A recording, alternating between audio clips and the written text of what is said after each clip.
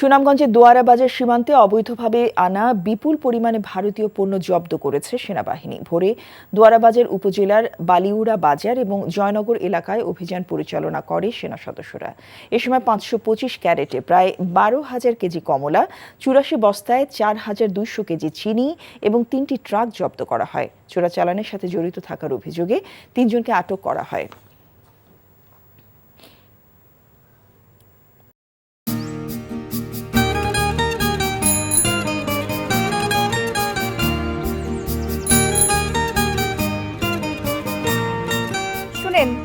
পুরুষ মানুষ তো এভাবে ভয় পেলে চলে না, বুকে সাহস রাখতে হয়।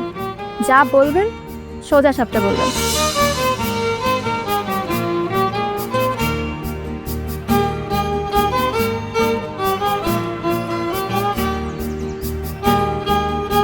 তো এই শীতে যে শীতের কাপড় ছাড়া আসছো, এটা কি ঠিক আছে?